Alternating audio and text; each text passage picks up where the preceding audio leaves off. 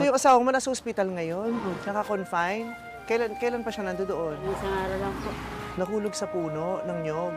Ano bang trabaho niya? Taga-kuha ng... Karakalakal po. Ha? Karakalakal po. Oh. Kamusta siya ngayon? Okay naman po kaso malaki po ang perang bababitawan ako. Ba't anong nabalian? Balian po sa dito niya. Taas dito. Yung ulo niya hindi naman Hindi pa kayo kumakain? Hindi pa po. Bakit? Wala naman po kasi kami pera. Kaya titest na lang ako.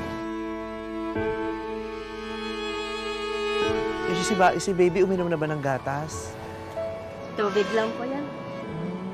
Kasi palagi kita pinapanood. Sana may makita kitang personal. Yung problema niya, patong-patong lang. Patong, grabe. Di ba? Kaya nga yung... Hapon pa siya huling kumain. Anong oras? Ano siya, umaga pa. Higit isang araw na siya. Ikaw din? Kawawa naman yung bata. Wala ka mga kapatid? Meron po lang sa Bisaya po. So anong pinagkakakitaan yung araw-araw? Karakalakal po. Kumpleto naman na yung bakuna ng anak mo. Kanina nung nadaanan ka namin, di ba dalawa lang kayo doon, tapos wala ka namang kausap. Ano iniisip mo? Iniisip ko po kung paano ko makapunta sa asawa ko.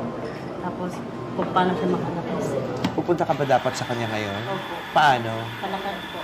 Maglalakad? Gano'ng kalapit yun? Malayo po dito, Kanaga. Sa Naga pa, mga ilang oras ka maglalakad? 6 na oras dito. Kasama mo siya? Lalakarin ko lang.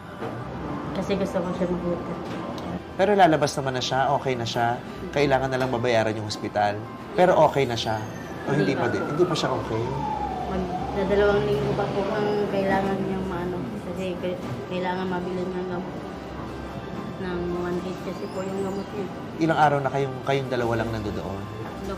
3 araw na kayo nandoon? Tapos hindi kayo kumakain? Hindi po kasi pag hindi naman kumakain na asawa ko, hindi naman po ako kakain. Oy, hindi pwedeng gano'n. Kailangan maging malakas ka din kahit wala sa tabi mo yung asawa mo kasi nandiyan yung anak mo, umaasa siya sa'yo. Kailangan maging malakas ka para sa kanya. Wala pa yung food? Baka pwede ni baby sa tinapay. Parang baka pwede siya dito. Okay. Para lang ito siya. Galing na yung kanin. Huh? Ay, kumain ng babe.